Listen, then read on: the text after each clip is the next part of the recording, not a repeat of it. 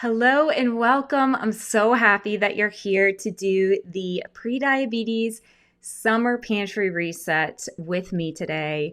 I'm Emily Cornelius. I'm a registered dietitian. I've been helping women to reverse insulin resistance, which is just the condition that leads to prediabetes. And you also have it when you have prediabetes. So I've been working with glucose and blood sugar for the past 5 years.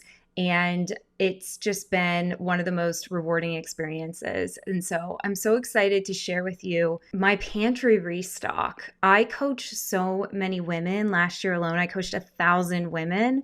And we really are better together because everybody is always sharing their favorite products and things they found and things that really worked.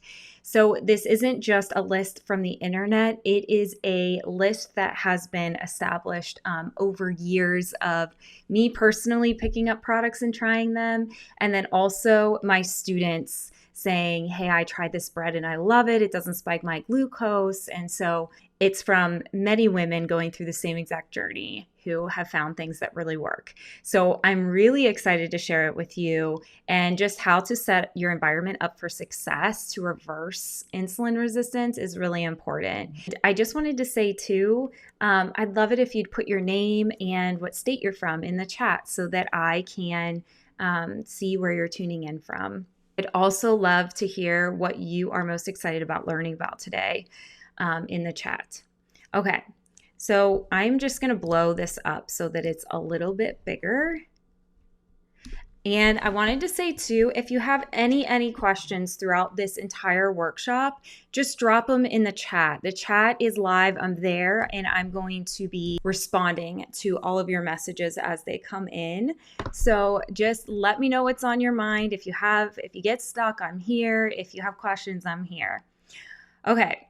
So I wanted to start actually up here with a couple things. There we go. I'm going to make this just a little bit bigger. Okay, perfect. I think that should be good. Okay, you are here because you have prediabetes or non-diabetic insulin resistance, and you want to lower your A1C, you want to improve your fasting glucose, you want to improve your fasting insulin, and you probably want to lose weight. Most women want to lose weight that are in this situation with their health. But they want to do it in a sustainable way because you may have previously tried things like low carb or keto and you plateaued or you felt it was unsustainable. And so that's what led you here. And so you're really seeking a plan that's more balanced where you can enjoy your favorite foods, not feel deprived, and understand what the heck to even do with carbohydrates, because you may be feeling a lot of fear when I even say carbohydrates, like, oh my gosh, I cannot handle carbs. So we will be going, more into that throughout the pantry swap. But I just wanted to share a story from one of my students about what true reversal of prediabetes and insulin resistance looks like.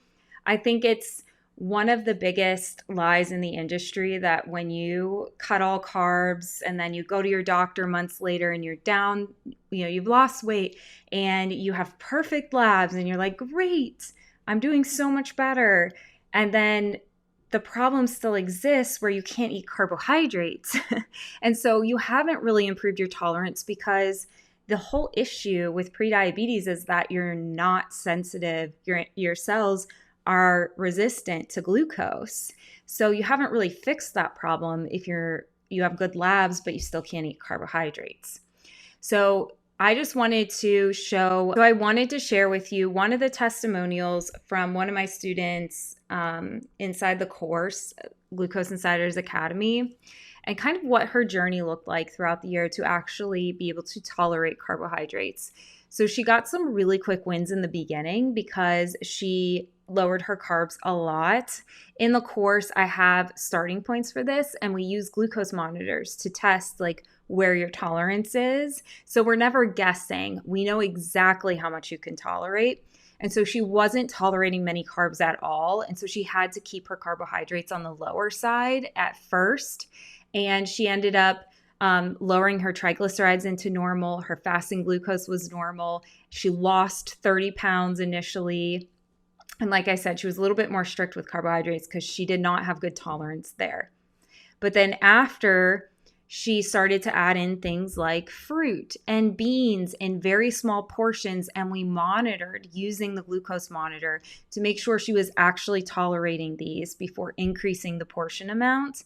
And so she's saying things that she could have never eaten before. And she says, I always watch my carb intake because I know what can happen now. If I have a birthday party or a special event, I will eat whatever is being served and not worry about it. But that really is only about once a month. So once a month, she's enjoying herself. She's not worried about it.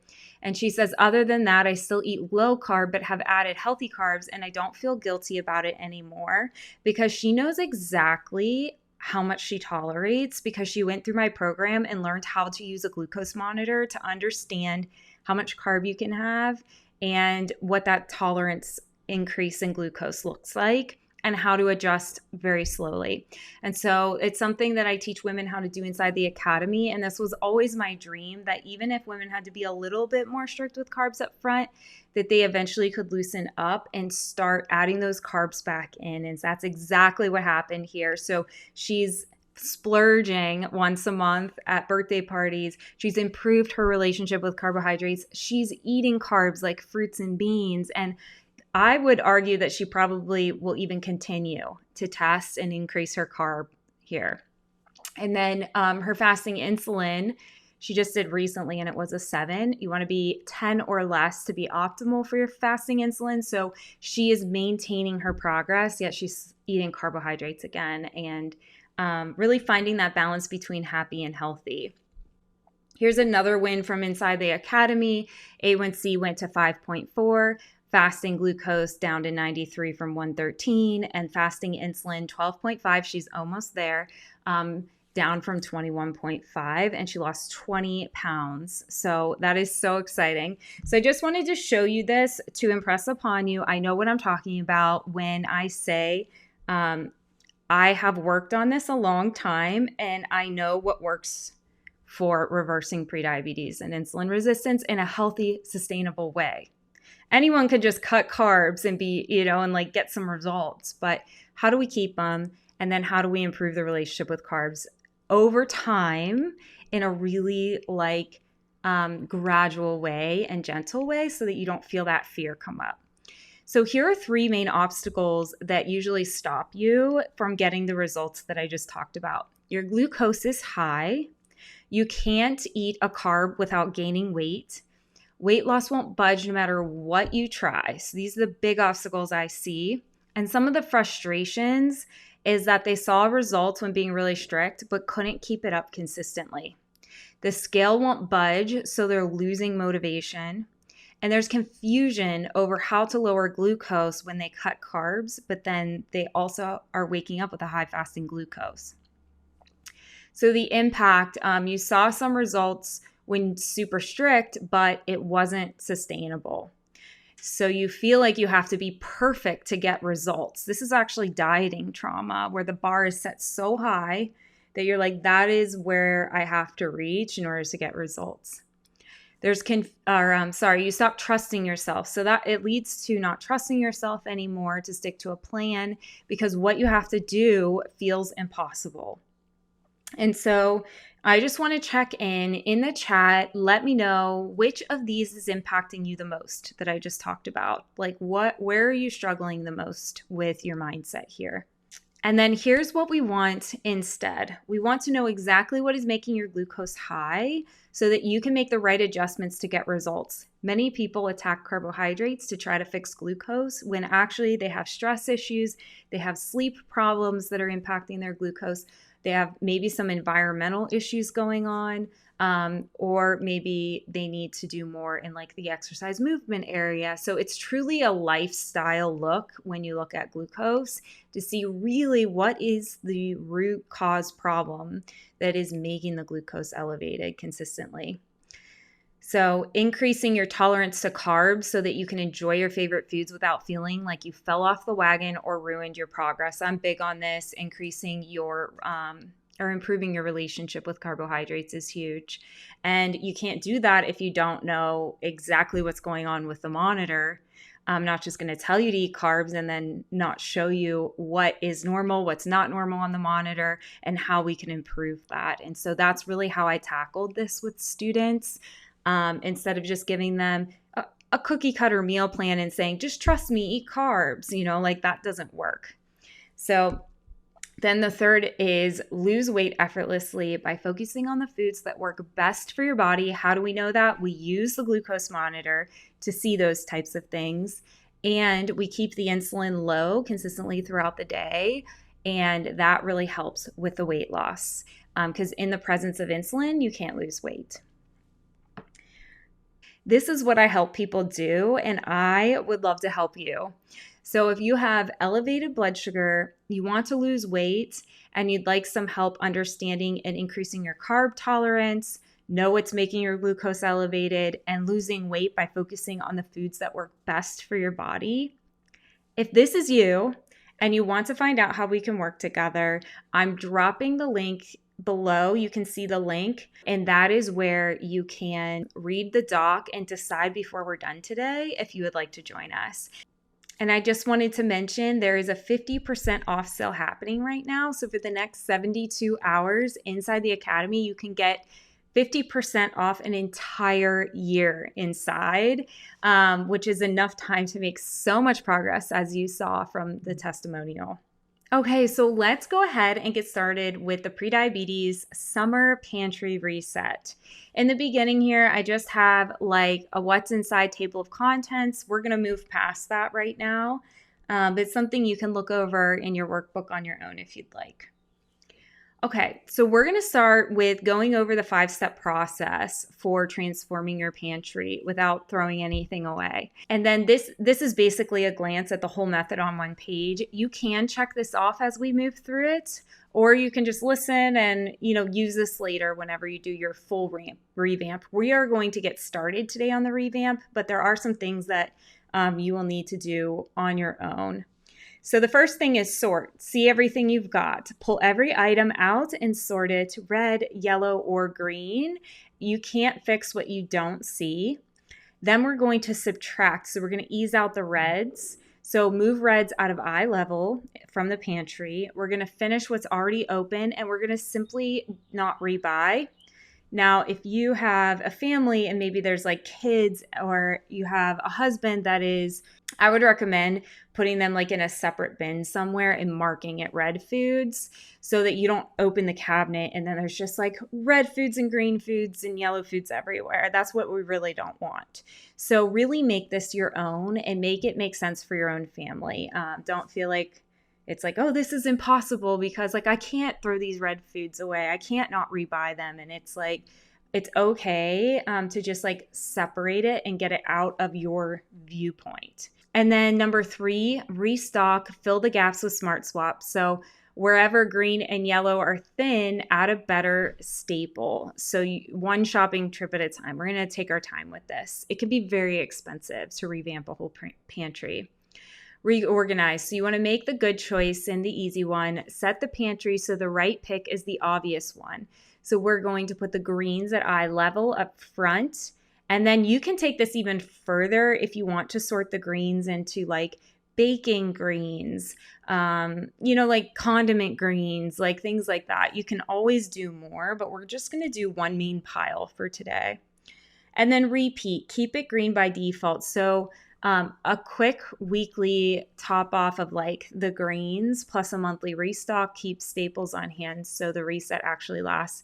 So this is something you're kind of going to have to work with on your own and see like, how long does it actually take to go through a jar of peanut butter? And is that a monthly restock or is that like a weekly restock? So you'll be doing those types of things on your own. Okay, to start, I want you to make a commitment to go pro. So before we touch on the pantry, I want you to get clear on the foods that don't work for your body. If you're keeping these foods in and you're trying to control blood sugar and lose weight, and there's excess inflammation because you don't digest these foods well, you will not get very far. And that's why this is so important. I've coached so many women and I've seen so many things. And one of the things I see repeatedly is people will say, my body doesn't do well on dairy, but they still are eating cheese and yogurt because they're like, oh, my body's okay on cheese and yogurt, but they're still bloated from it. It's still causing excess inflammation.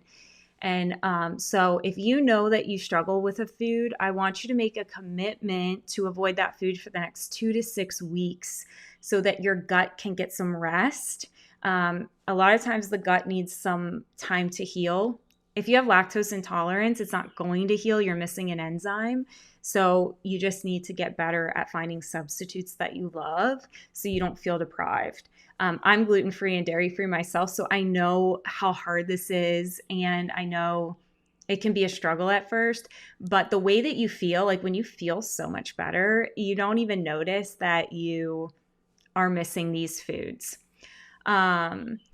So go through these and think, with digestion, if you're not sure, spend some time seeing if you are bloated after these foods, and then check them off, or add vegetables, fruits, others. I know some of you have allergies or things like that to certain specific foods.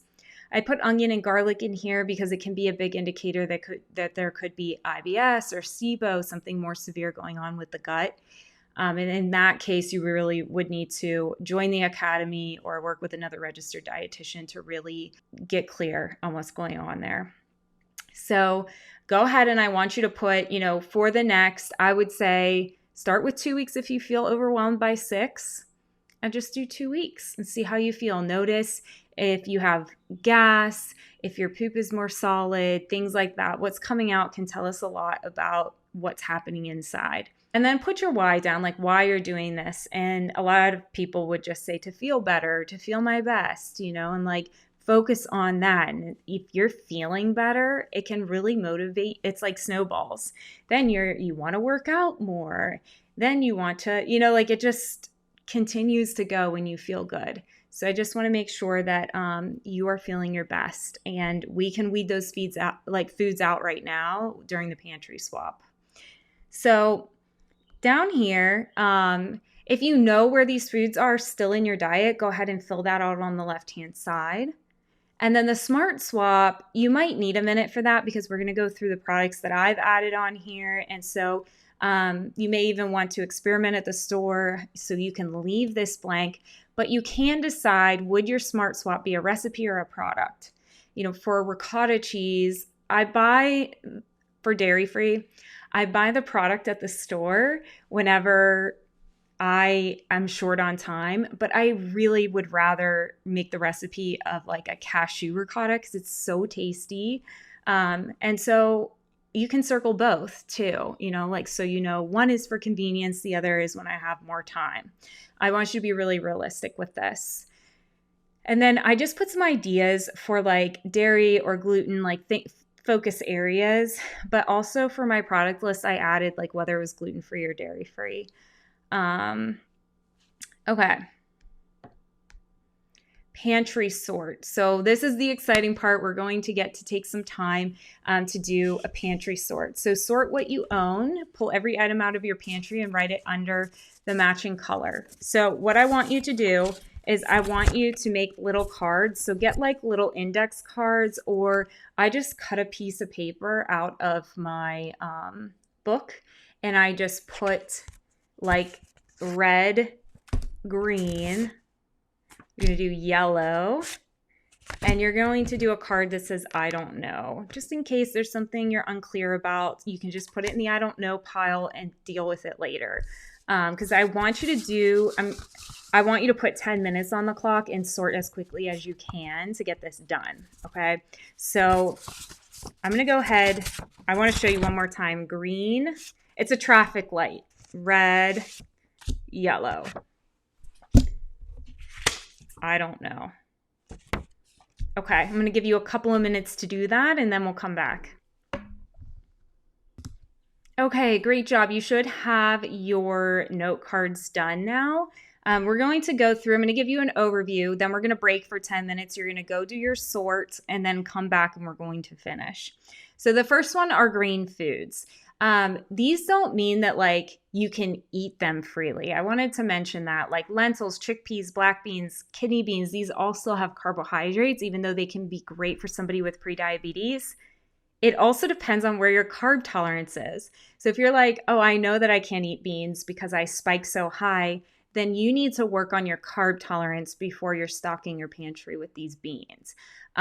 Maybe you tolerate lentils better, or you're not sure how to tolerate these foods. That is a great indicator that you should join the Academy, Glucose Insiders Academy, and I will help you in there to understand how to get better at tolerating these. Nut butters, of course, like peanut butter and almond butter, oils and vinegars, extra virgin olive oil, avocado oil, vinegars like apple cider vinegar, red wine vinegar, balsamic vinegar. These are all green foods. And then steel cut and rolled oats can be a green food. If you have poor glucose tolerance, you may not be able to tolerate this. Quinoa can be a great starting point if you have very poor glucose tolerance. Barley and farro can be other great grains to try if you have poor glucose tolerance in small portions. Drinks, coffee, unsweetened tea, sparkling water, spindrifts, that's all green. And then nuts and seeds, of course, like peanuts, walnuts, almonds, pumpkin seeds, flax. Canned proteins like tuna, salmon, sardines, canned chicken, non-starchy veggies like tomatoes, green beans, any kind of like canned vegetables or anything like that. And then herbs and spices. So like any kind of seasonings would probably be under this category unless there's like sugar added to it. Most of them are low calorie or calorie free.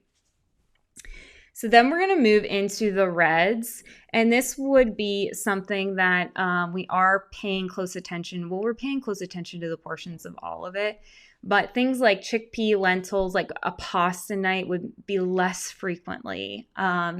Crackers like whole grains or seed crackers, canned fruits like canned fruit in water or fruit juice, dried fruits and nuts. Like a trail mix, not the nuts alone. But if it's like a trail mix and it has dried fruit in it, this is a yellow food. Sauces like pasta sauces with no added sugar.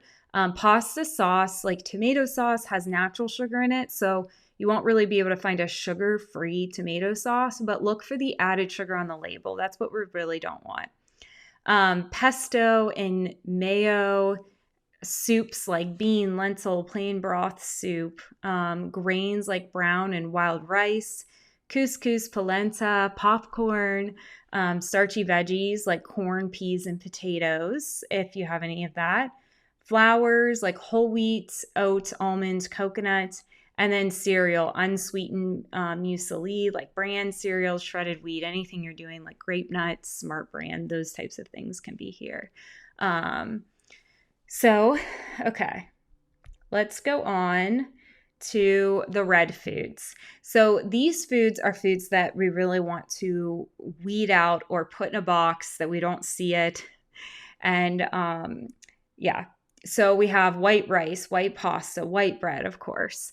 Salty snacks like chips, like potato chips, white crackers like Ritz, pretzels, and rice cakes. It just depends on what you're putting on your rice cake, but this is subjective. You can try rice cakes because if you're gluten-free especially, this might be a good snack for you. If you put peanut butter on it and you use your glucose monitor, you know what a healthy rise is, and you are okay with the rice cake, then that's fine.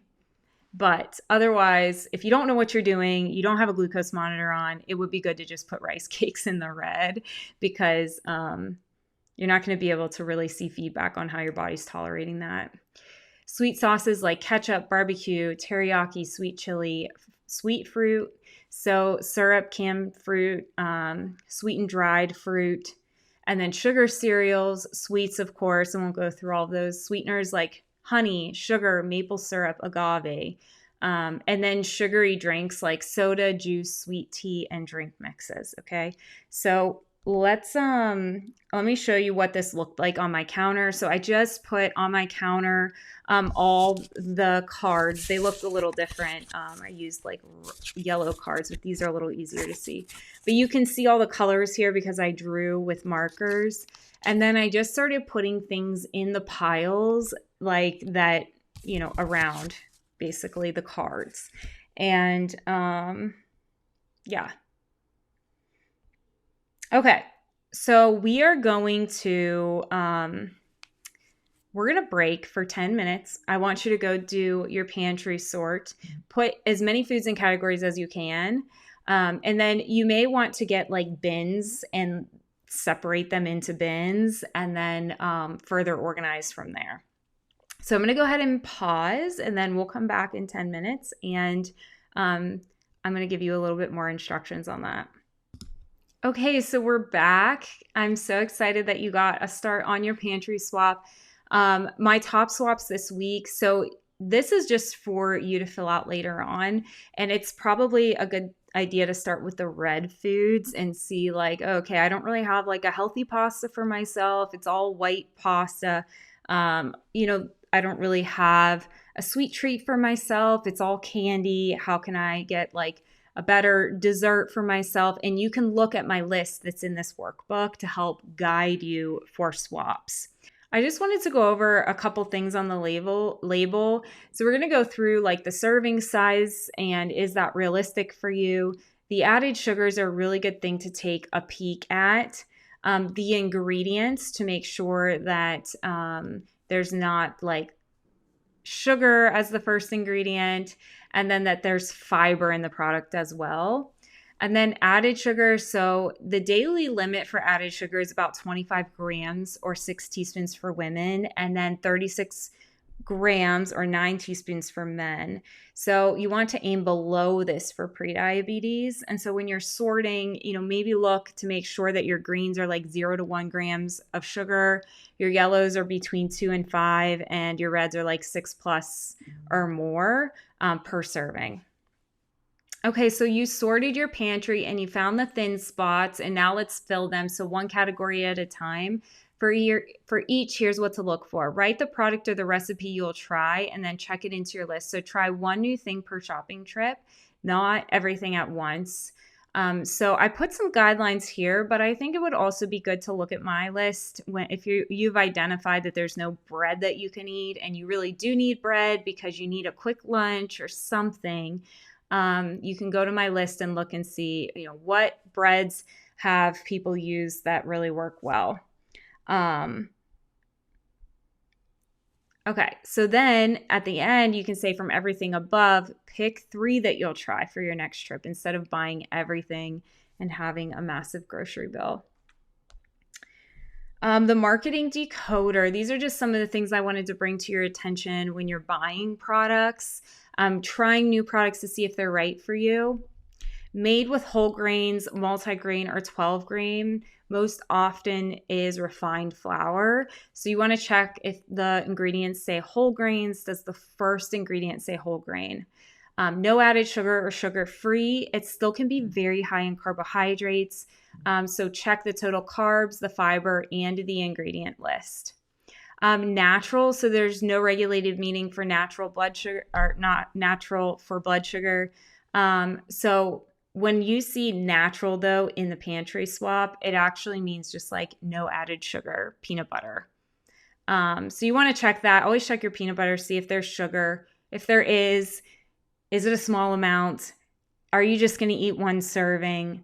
Those types of things come into play to really see if it's a good food for you. Keto, diabetic friendly and low carb. It's a marketing, not a guarantee. And low carb isn't gluten-free if you are gluten-free. So you want to verify the net carbs and the added sugar yourself. And also sometimes they're very high in saturated fat. So you want to check on that too. We don't want to overdo saturated fat because it really can hinder weight loss. High in protein, and it's bad for your heart health. So high in protein sometimes means only a few grams. There's no regulations on that. So check the actual grams to see if it's going to work for you. Fat-free or low fat, sometimes they add like added sugars into that. Fat-free and low fat are really going out of style. And I feel like a lot of people are not super focused on these claims anymore. And so I don't see as much of this outside of like the dairy aisle. Gluten-free, it doesn't mean low sugar. That is really important. So gluten-free treats are still treats. Check carbs and sugar, especially if you are gluten-free or dairy-free. This has happened to me many times where I just think like, oh, it's dairy-free. And then I don't read the label. And then I find out later, oh, this really spiked my glucose because it had like 40 grams of carbs at once. And it was like a lot for my system. So it's always good to check and see, what the nutrition says. Lightly sweetened, less sugar is a relative claim only. Look at the actual added sugar on the label. And then tiny serving sizes. A lot of times brands will make the serving size really small because they know that if it said, pumpkin seeds are a good example. It's 170 calories for 1/4 cup. If they put a 1/2 cup of pumpkin seeds and it said like almost 400 calories for a serving, that would make you be like, wow, that's too much. I shouldn't buy this. And so it is a marketing strategy to make the serving size small enough that the nutrition looks doable, because they know most people will just pay attention to like, how many calories is this? How many carbs is this? And they won't look to see how many can I actually eat. And so some things like even kombuchas and stuff like that, sometimes it's like 2 servings per bottle. Well, you would think that when you buy like a single bottle of something, it's 1 serving. And so when you look at the sugar, it's actually double what the label says because it has 2 servings per container. So those are things to really look at and make sure that you're paying attention to. Okay, now I'm going to just briefly show you my product list here, and I organized it by category. And so you can go through this and look in the different categories on like maybe some things you would like to try. But these are just some of my favorites. I'm not going to read through all of these because I feel like it's very easy to just go through. And then you can see on the right side, gluten-free or dairy-free. So you'll know right away if you're in those categories, if this food will be good for you or not. And then let me keep going all the way down to the bottom. Okay, weekly and monthly staple list. This is really important, I think, because I feel like I hear this all the time, but I do this all the time too. Have you ever found a food that works really well for you and you love it and you eat it and then it runs out and then you don't restock it and then you forget you even bought it? So that's why this can be really helpful, is like writing down a staple list of the foods that you really love that help you to move, the needle forward with your health. And let's say for basil seeds, for instance, you know that you need to restock that once a month because it takes you about a month to go through the bag. Then you would just like write basil seeds here. And then you can put like week 4 if you want, like you could do it that way. Another way you can do this is if you want to just put weekly staples there, you can put weekly staples, and then you could always start a second page and just cross the weekly out and put like monthly staples, and then just check, week 4, whatever. So you really can organize this the way that you want. I know everyone's a little bit different with organization. We all like different things. So I really want you to make this your own, but like take the ideas from, how I've organized this here. So that was the pantry restock. I'm sure you're going to want to take some time after this session that we did together to just kind of look through this and see how it makes sense for yourself. So I want to go through and make it clear that we covered a lot today. What we did today was swapping products. There are other components that you need to do in order to lower your A1C, reverse prediabetes, and lose weight. And this is just one small part. And it's inside Glucose Insiders Academy. What we did today would be under the lose weight sustainably, because you're understanding better what products work for your body. But there's still all these other pieces of the puzzle, which is understanding how to better control your glucose with a glucose monitor and know exactly what to look for on the glucose monitor to understand if you're making progress. So inside of the Academy, there's a diagnostic tool that you can use that will help you understand what your glucose spikes even mean and what the correct nutrition intervention is for the glucose spike. And also we have amazing coaching. So if you don't know, you can screenshot your spike and send it to us in the Facebook group, and we give you personalized feedback on what's happening. So I think that's probably one of the best features because it's always nice to have a place to ask questions. We answer 2 times a day in there, so you get a really quick response in the Facebook group. The other piece of the puzzle is increasing your carb tolerance. This is so important. And to do this, you need to understand, what is a spike look like when you eat too many carbs? What does a spike look like when you're eating carbs, that a portion of carbs that work well for your body? So that's what it teaches: how to do experiments. When is a good time to add carbs back in? When is a good time to leave them out? All of those types of things are inside of the Academy. So those are the 3 areas that we talked about in the beginning that I found that people really struggled with, that they needed help to get these long-term permanent results.